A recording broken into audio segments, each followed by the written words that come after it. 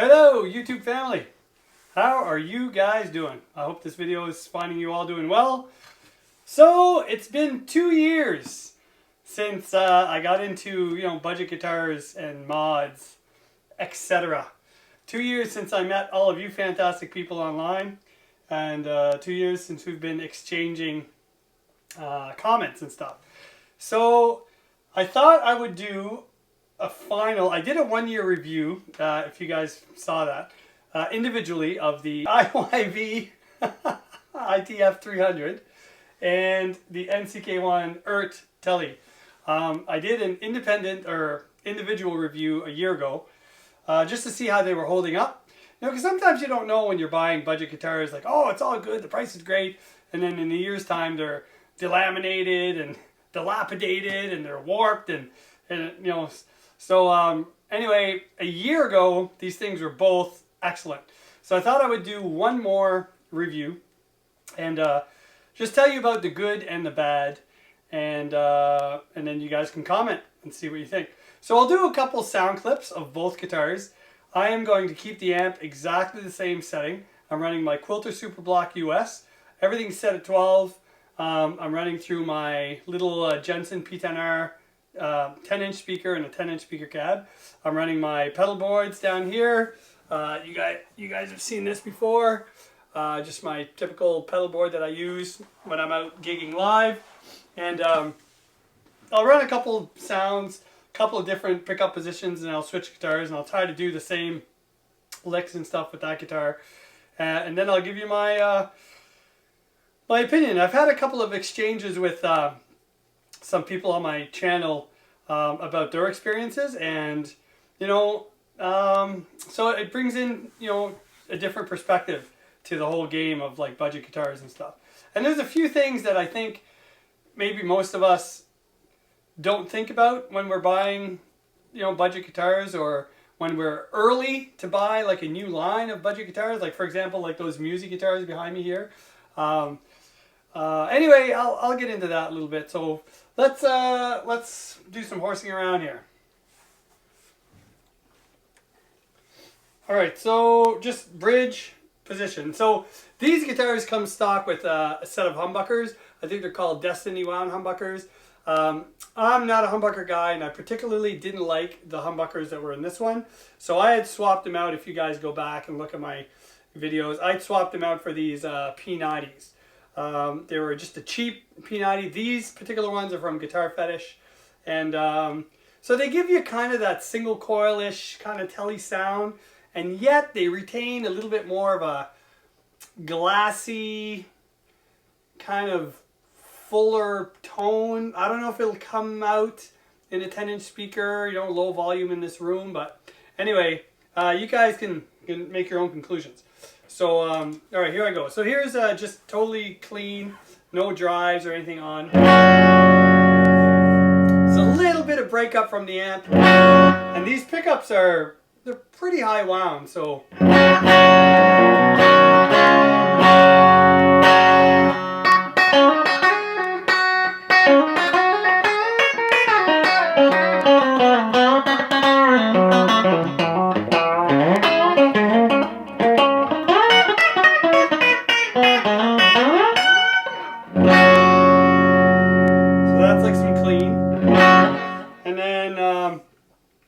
We'll do just some Clarksdale overdrive.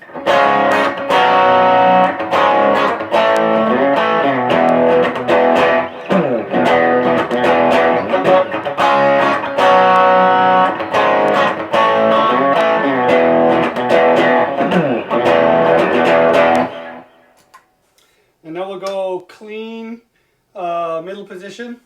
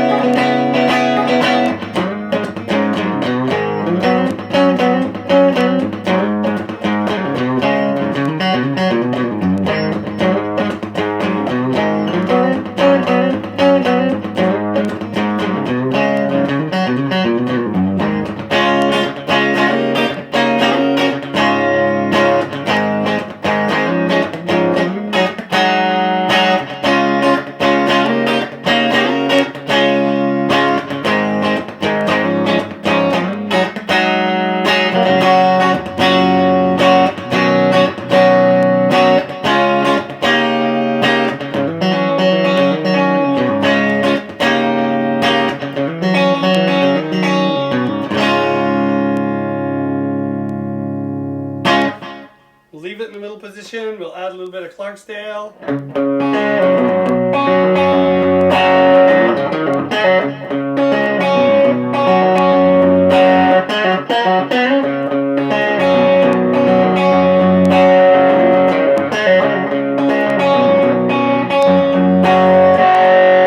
Throw on an extra drive, so we'll stack them.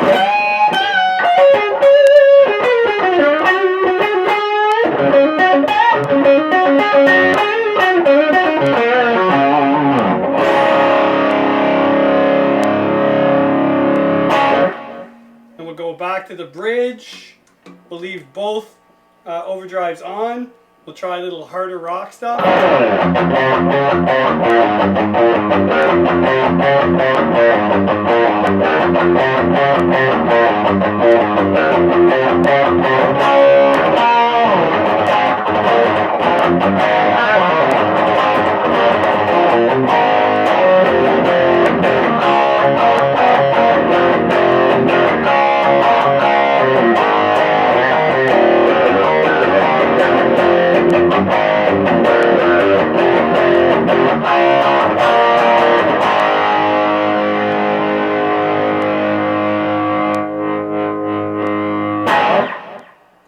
Alright, and then we'll just go to the neck and do some kind of, I don't know, what do you call it, bluesy or jazzy notes.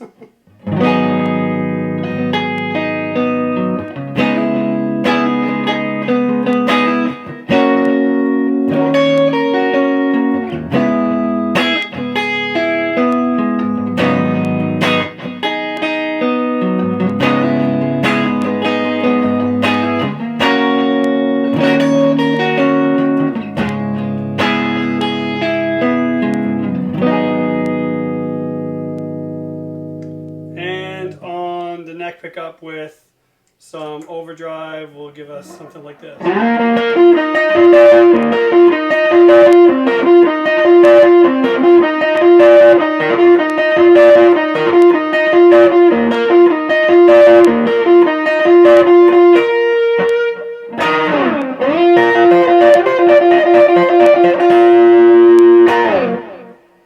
So yeah, so there we have IYV ITF 300. Right, so here's the EART.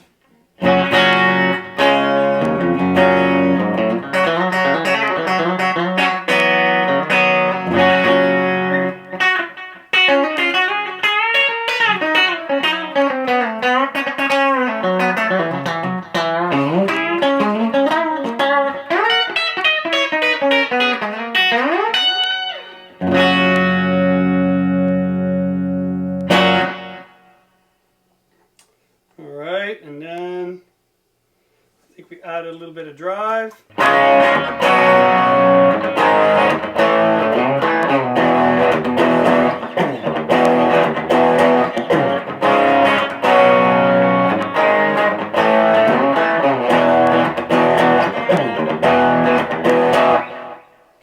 Alright, we'll go to the middle position. We'll leave the drive on.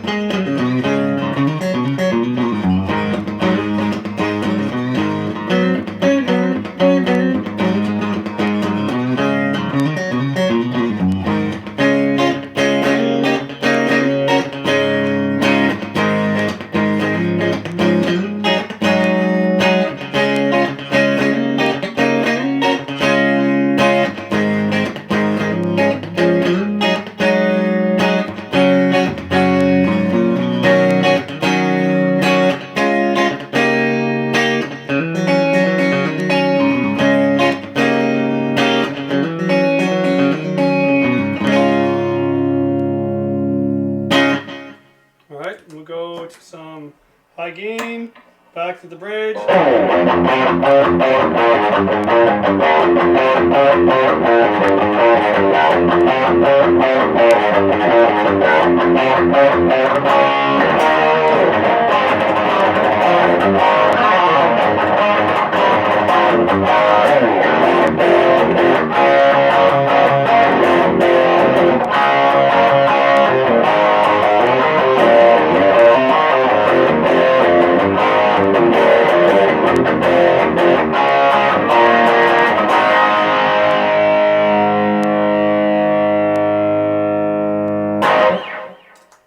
Alright, we'll do the neck.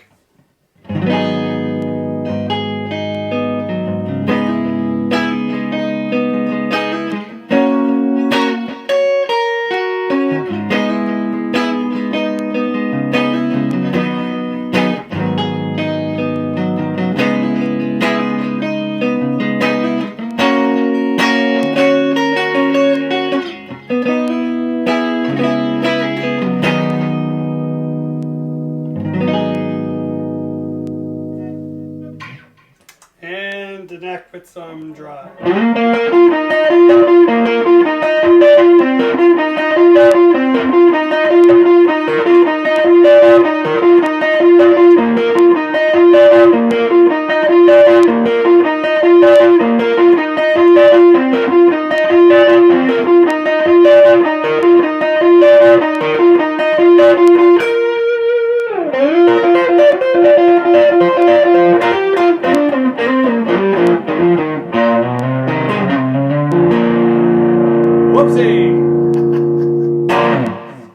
So there you go.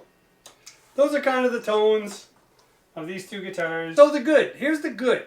For IYV and EART, 2 years down the road, outdoor gigs, indoor gigs, playing in church every Sunday morning, playing in bars, until 2 o'clock in the morning, being in a cold truck, driving home in the middle of winter, humidity in the summer. Both of these guitars have been rock solid, I gotta say. No issues whatsoever. Now, if you look at the IYV, it's got binding around the F-hole, it's got binding around the body, it's got kind of a spalted maple top, and it's got quite a bit of, I don't know if they finish it with poly or some kind of, what they use for a clear coat, but none of it has gone bad. None of it has rippled. None of it has shrunk. None of it has delaminated or dilapidated or whatever you want to call it. Even, the binding in the F-hole is perfect. None of this is obviously a multi-piece guitar. None of the wood grains have split or separated with the temperature changes here in PEI. It's fantastic. It's a fantastic instrument. These come totally shielded. There's shielding paint in all the cavities. So for the price, really good. Now, the problem I got with this guitar is the original neck, it kind of twisted. And I don't think it was the guitar's fault. I had a brand new air-to-air, what they call it, like a heat pumps or whatever installed. And I had the temperature crank down here. And when I realized what was going on, I realized that the humidity level in the basement had dropped to like low 20s. And normally guitars require like a 45% humidity rate so that they're maintained properly. Like, you don't want that to go too high, and you don't want the humidity levels to drop too low when you're talking about a wooden instrument. So I think maybe that's what happened. This one was always out, always on a guitar stand, close to the heat pump, and I think that's why the neck kind of twisted. It didn't bend this way, it didn't bend that way, it kind of just twisted this way. So the higher register notes were fine, and then I'd play down here and I was getting a lot of fret buzz, and I'm like, what's going on? And I took it to a friend of mine who's a luthier, and he had a look at it, and he said, yeah, there's a warp in your neck. So he happened to have this 19 kind of 50s style big thick Fender neck, and he gave it to me for next to nothing, so I slapped it on. It's been on ever since, and I haven't had an issue. So yeah, so really, other than my mistake with the humidity and not really keeping on top of that, no issue with this guitar at all as far as the instrument goes. EART guitar, same thing. This thing has been solid from day one. Again, modded. Nothing, no major changes. Still the original neck, still the original body. But I just swapped the tuners. I blacked out all the hardware. As you can see, I like my black hardware. So I got, you know, black tuners. I got the black control plate, got the black bridge. Like any other guitar, I upgraded the pickups. The original EART pickups, in my opinion, sorry, I don't want to offend anybody, but they sucked. I didn't like them at all. The neck one was really bright and thin, and the neck one was just muddy, no articulation at all. Yeah, other than that, everything's still the same as far as, you know, truss rod and everything. I did get a little bit of fretwork done on this one. Stainless steel frets, which is fantastic. Quite a bit pricier than the IYV, but again, 2 years down the road, and as you can see, no issues. A couple more scratches, right, from being used and being hauled out of the case and gigged with, and you know, my guitars are never perfect cosmetically, but that's okay. I put a Fender Telecaster size pickguard on it, carbon fiber with a clear plastic top. So just like little mods, but as far as the guitar goes, the way I received it, pretty much like body-wise, bone-wise, it's still the way that it was when I got it. And I gotta say, this has been a super solid instrument 2 years down the road. Now, you're thinking, well, what's wrong with that? What's the bad? So here's the bad, and it's not that it's bad, but I think some people don't think about this. IYV, they make good instruments, you know, it's fine. They have a website. I've reached out to them numerous times. Nada. Not a reply, nothing. Right? The only communication I've been able to get as far as these guitars go is from Amazon. When they gave me a refund on the little, there was an issue with a broken piece of route that was inside the F-hole when I got it. Amazon refunded me like 40 bucks. So this guitar cost me like 135 bucks. Like, so, you know, it was a steal of a deal for what it is. And but IYV itself, you can't reach them. And this is where I'm going with this. These budget guitar companies, I think, you know, when they start, they want to get their brand out there. I think they probably have a long-term plan, like a 2-year or 3-year plan. And now don't quote me on this because I don't know that this is fact, but I'm just kind of using a little bit of common sense here. So let's say EART comes out, they want to get their guitars out there. They have, you know, a 2 or 3 year plan to get known, especially when they hit North America, you know, Canada and USA and you know bigger countries. And they're probably thinking, okay, we have X amount of guitars that we know are going to be really good. We have X amount of guitars that we know are going to be really bad, and we have X amount of guitars that we can replace. Like, no questions asked, just, you know, customer support, boom, boom, boom, like, that's our goal, blah, blah. So, but now it's been 2 years or 3 years or whatever. Like, I got mine 2 years ago, but EART could have been out before then. They were just not popular in Canada. I had a guy reply, and he said that I could tell them his situation. So I've looked for this communication on my YouTube, and I can't find it for the life of me. It's in one of the comment sections, and I've looked and looked, and I can't find it. I think the guy's name, like his YouTube name, is Destroy All Guitars. I think. I'm sorry if this is not you. I can't remember. There's so many. But anyway, so this guy, he reached out and he told me, listen, I bought this EART NCK1 because of you, like because of your review. And I'm thinking, so when I get comments like that, I'm thinking, wow, that's cool. Wow, he bought it because of me. Like, because I don't feel that I'm very good at this stuff, and I'm not a very good guitar player. So the fact that somebody would buy a guitar based on my review is kind of flattering. But then at the same time, I'm like, I hope I don't encourage someone to buy a guitar and then it turns out to not be a good experience for them, because I'm not like sponsored by these guys. Like, I'm not like, I don't want you guys to go out and buy these guitars. I'm just sharing them with you because I have nothing to hide. But I don't give a crap if they're bad or if they're good. Like, I'm buying these with my own money, and I just, no, this is what it is. And I think these two guitars are great for what they are, like for the price. Would I pay $500-600 for this? No, no way. Like, no, I wouldn't. I just, but at $300, this is a deal. At $135, man, if I'd have known back then, I'd have bought like 6 of them. Like, they're awesome, like for that price, right? And you can mod them all you want. You're not worried to wreck them. But this guy, so he had bought an EART prior to this one. He was, getting along fine with it. I think he bought like the jazz style, the 335 or whatever it was. Got along fine with it. He bought a Strat, liked it. It was great. And then he bought this one. It was okay until he discovered a crack forming in the body, like right around the A where the string through body hole comes through. So there was a crack like under the bridge, kind of going towards the butt end of the guitar. So he contacted EART and told them about it, and they were all like kind of sort of on the defensive. They're like, well, send us a picture and we'll have a look, and then you might have to send us the guitar, and then and we'll review it, and then maybe we'll send you another one. And he's like, what? Like, I just bought 3 of your guitars. And and for me, when this little minor thing with the neck happened, I got a whole new guitar in the mail. But that was when they were just coming out. They wanted to, I think, get that customer base and get their guitars out and get their brand known. And I think that's what happens with most guitars. Well, look at Fender.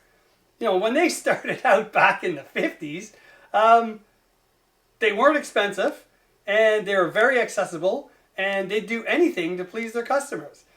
Today, if you got to go through a music store to talk to Fender, you can't just call Fender and say, hey, I got a problem with my bridge. You send me a new saddle? Oh, yes, we'll get right on that, sir. They don't, right? That's not going to happen. Like, that doesn't. You'd be lucky if you can get help from the music store after they contact the rep at Fender that deals with that particular music store. And I don't know how it works where you're at, but that's how it works here. Like for amps, for guitar, like anything that's a big brand name, the prices go up and the customer service goes down because they don't need you now, right? They don't need to keep you happy because they're already known. So I think maybe that's what's happening with these budget guitars. When they come out, people, are head over heels because they're getting such good customer support and such, it's great, it's fantastic. But then once these companies reach their goal set, like their 3 years or 2 years or whatever it is, and they've given away those guitars that they had planned for, were replacements and this, now they're watching their pennies and their dimes, and they have enough satisfied customers that they know that Jason in Prince Edward Island, if he's not happy, who cares? Right? Like, let's be real. I got like 500 followers or subscribers on my channel. It's not like I'm going to impact a company who makes guitars in another country, right? So it's kind of just, I think that's what's happening. So the problem is some people are watching my videos from 2 years ago. Wow, this is a good company. They got good support, good instrument, good stuff. I'm going to buy one. And then they buy one, they have a problem, and all of a sudden it's like, wow. So this guy, although he was happy with his EART guitars, he was so dissatisfied with the service that he got, he returned all 3 because he was still in his Amazon window. His goal, or his idea, was to buy the whole EART collection. Every EART guitar available in Canada or the US, wherever he's from, he was going to buy, like, to have the whole collection because he was so impressed with them. And that one little intervention with the company turned him off, and he just returned, since he was still in his Amazon window, or maybe he was out of the window for one of them, I think he said, but Amazon helped him out, and he was able to return all 3 and get his money back. So now EART's out of a customer and a bunch of guitar sales. But again, right, they're past their window, so now they have enough guitars out that those 3 guitars probably won't hurt their sales. But in their first year, second year, if they get 3 guitars coming back, it's like, whoa, like what's going, right? We can't so we have to keep our customers happy. So I think that's what's going on. So as far as the guitars go, they are fantastic. For the most part, they are great. But you're going to get a dud, just like you can get a dud in a Fender or a Gibson or whatever. Like, it's just out there. It's just going to happen. And the problem is, for me, when I buy a Fender, or if I buy a Fender or Gibson, if there's a major problem, I go to my music store. they deal with it. It's close. It's real person. These guys are online. I don't know where they're from, what company they're from, and you know, they might help you, they might not. I don't know. So you're kind of on your own when you buy these budget guitars, I feel. Especially when you're out of your 30-day Amazon window, you're kind of, right? So when you get one of these budget guitars, look them over really good, take them to a luthier, get them to, you know, give them your opinion on it, see if you like it, and then, you know, really decide.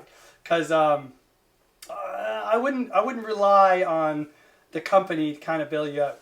Now, Musi, these new, like, I think the company is fantastic. I've dealt with them numerous times. They are absolutely fantastic to deal with. These instruments are a step above these guitars for sure. Like, and I'm not just saying that because I got a free one from Musi, but again, had I discovered Musi 2 years down the road in the future, do you think they would have sent me a free guitar because I put up a YouTube video? I don't think so. I'm not that good, right? I think timing was everything. I just kind of got lucky. I got some people on my channel who recommended Musi enough that I got curious. Canada wasn't very popular in the Musi brand name, and I ordered, you know, the classic first. Loved it. It was great. I had a few issues with it. I mentioned that on my YouTube channel. Musi saw this, contacted me, apologized for the issues I was having, and then sent me this one for, you know, just to be nice. I'm like, what? Who does that? So this company is freaking awesome. Are they going to stay that way once their 3 or 4 year business plan and their e-shop and everything comes, you know, and they have like Musi guitars all over the place and tons of satisfied customer? I don't know. But I'll tell you what, if they can maintain that kind of customer service, I would be worried if I was another guitar manufacturer, because these guys have a good thing going at a sub $500 price range, and that's in Canada. I know it's cheaper for you guys in the US. So, man, if these guys can keep that kind of quality per price and customer service going, nobody's going to touch these guys. Nobody. Nobody. So, anyway, that's it, guys. That's kind of my 2-year review on these two guitars. Fantastic instruments for the price. You cannot go wrong. However, the company and the customer service may or may not suit you depending on what you're expecting. You know, don't expect high-end $1,500, $2,000 customer service for a guitar that was like $360. That's right. It's just not gonna happen. So, but it's happening, right? Like, I've had great interactions with EART, 0 interactions with IYV. I can't get a hold of them. If you guys know how to get a hold of them, where you actually get a reply, like, I've looked at guitars on their website and that I wanted to buy, reached out to them, hey, how do I buy this thing? I can't get it on Amazon, but I'll buy it from you. Nothing. So, like, either they don't speak English, or they just don't care, or PEI is just out of their realm and they just don't want to bother. I don't know. But, so that's the only issue that I can really point out with these guitars. Are they perfect when they come? No, they're not. You're going to probably want to change something. So, you know, because they're not built for you, right? But anyway, that's my 2 cents. So, sorry this video is a little long, but again, I want to be transparent and make sure that you guys understand, you know, maybe what's going on. And again, it's just me saying this. It's not necessarily the truth, but I think there's definitely something going on with, as these unknown brands get known, the customer service and the amount of, you know, or the distance they will go to make you happy kind of diminishes, because they don't really, it's not going to affect their sales, right? As much as in the beginning. So anyway, so that's it, guys. Always a pleasure. You guys take care. God bless, and comment if you have any insights on, you know, what we've just talked about. So take it easy, and until next time.